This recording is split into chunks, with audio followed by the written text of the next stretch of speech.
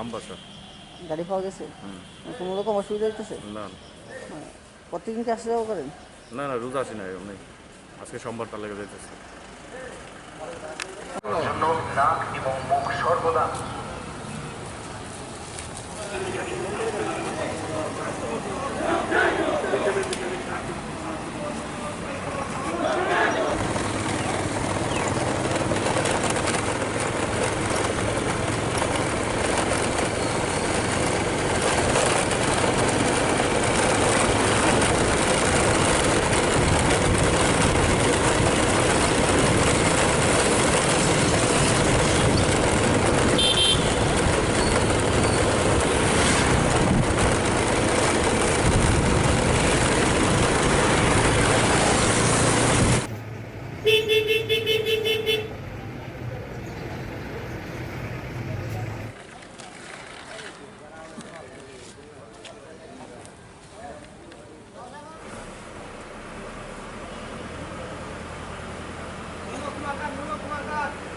তো বন্ধ দেখা হয়েছে জানেন, মানে কি প্রতিক্রিয়া চলছে আগরতলা এই মোটর স্ট্যান্ডের মধ্যে? তার তো বন্ধ জানেন, আজকে তো বন্ধ জানেন। হ্যাঁ, আজকে যে বন্ধ, আজকে বন্ধ জানেন তো? হ্যাঁ জানি। বাইরে সিং বন্ধ পরিপ্রেক্ষিতে অফিস আছে, যেতে লাগবে এই জন্য। প্রত্যেকদিন কি আসা যাওয়া হয়ে যেত? না, উইকেন্ডে ইউজুয়ালি আসা যাওয়া হয়। অন্যদিন তো গাড়ি কি পাওয়া যেত না, কি পাওয়া যাচ্ছে কোনো রকম অসুবিধা? আছে, গাড়ি আছে কিন্তু প্যাসেঞ্জার নাই, এই জন্য গাড়ি ছাড়তে পারছে না। তুলনামূলক একটু কম আছে। হ্যাঁ, মোটামুটি প্যাসেঞ্জার তো নেই বলতে হয়। আপনি কতক্ষণ ধরে এখানে রয়েছেন? At least 40 minutes. অন্য সময় তো যান, এমন সময় আপনাকে ওয়েট করতে হয় বা সময় নষ্ট করতে হয়? না, টাইম মতো গাড়ি ছেড়ে দেয়, তখন ওয়েট করতে হয় না। আজকে একটু দেরি হয়। আজকে ওয়েট করতে হচ্ছে অনেক, সাফিসিয়েন্ট প্যাসেঞ্জার্স নেই। কিসের থেকে প্যাসেঞ্জার নেই বা কেমন কিছু কী ভাবছেন? এটা তো শুনলাম পলিটিক্যাল কিছু একটা বন্ধ আছে, রিজনটা ঠিক জানা নেই। কোথায় যাবেন আপনি?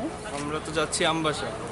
এখন পর্যন্ত গাড়ি কি গিয়েছে, একদিকে গিয়েছে? না, এখনো আমাদের দেখা মতো একটাও স্টার্ট হয়নি, এখান থেকে আমরা ওয়েট করছি। আর কী গাড়িতে যাবেন আপনি? এখন তো যাচ্ছি ছোট গাড়ি দিয়ে, কারণ বাসে প্যাসেঞ্জার হচ্ছে না, বাস নাও যেতে পারে।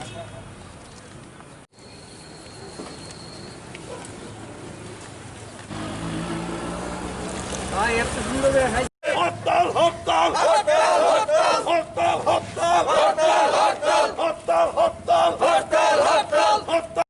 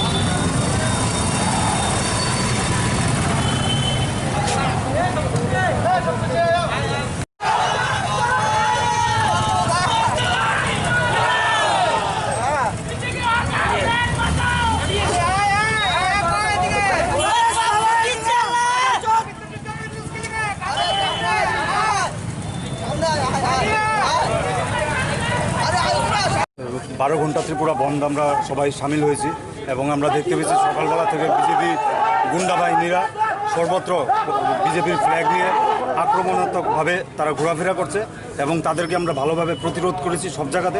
কিন্তু আমরা যত জায়গাতে দেখতে পেয়েছি পুলিশ বাহিনী পুরো বিজেপির যারা এসব গুন্ডা বাহিনী আছে তাদেরকে মদত করছে। কিন্তু যাই হোক, আমরা পুরো ইউথ কংগ্রেস আমাদের সবাই যারা ভাই ও বোনেরা রয়েছে সবাই আমরা একজুট হয়ে তাদের মোকাবিলা করছি এবং আমরা এই বন্ধের ভালো সাড়া আমরা পাচ্ছি পুরো ত্রিপুরা রাজ্যে। सुनिए 50 से 60 बार इधर मिसिंग करके गए हैं, आप लोग क्यों इधर हम लोग को रोक रहे हैं? उन लोगों को क्यों रोक रहे हैं? आप लोग का बंदा लोग इधर खड़ा हुआ है, आप लोग का बंदे लोग कोई प्रोटेक्शन नहीं दिए उन लोग को। वो लोग याद खड़ा होकर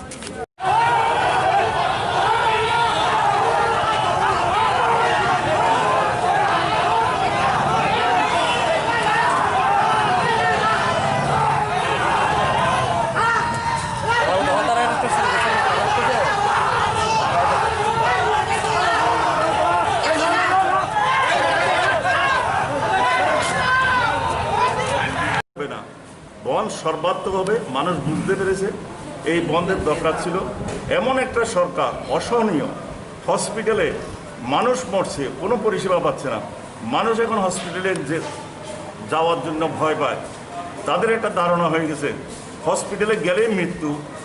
তারপরে সাংবাদিকদের উপরে সত্য সংবাদ পরিবেশন করতে গিয়ে আজকে হসপিটালের অবস্থা, রাস্তাঘাটের দুরবস্থা, পাহাড়ের দুরবস্থা, খাদ্যাভাব, বেকার সমস্যা, রিক্সা শ্রমিক, ডেলির শ্রমিক, তাদের কোনো কর্ম নেই। সংবাদ সঠিক চিত্রটা আজকে প্রতিফলিত করার ফলে আজকে সংবাদপত্রের উপর মুখ্যমন্ত্রী যেভাবে হুমকি দিয়েছেন সেটা দেশের গণতন্ত্রের পক্ষে বিপজ্জনক এবং আমি বুঝতে পারছি মানুষ সেটাকে ধিক্কার জানাচ্ছে। আমরা তো ধিক্কার জানিয়েছি, মানুষ প্রতিবাদ করছে। আজকের যে সর্বাত্মক বন্ধ, এটাও একটা কারণ। সংবাদপত্রের উপর আক্রমণ মানে গণতন্ত্রের চতুর্থ স্তম্ভের উপর আক্রমণ। গণতন্ত্র যখন বিপন্ন হবে তখন দেশের উন্নতি বা কোনো কিছুই থাকবে না, সমস্ত কিছুর মধ্যে বিষয়।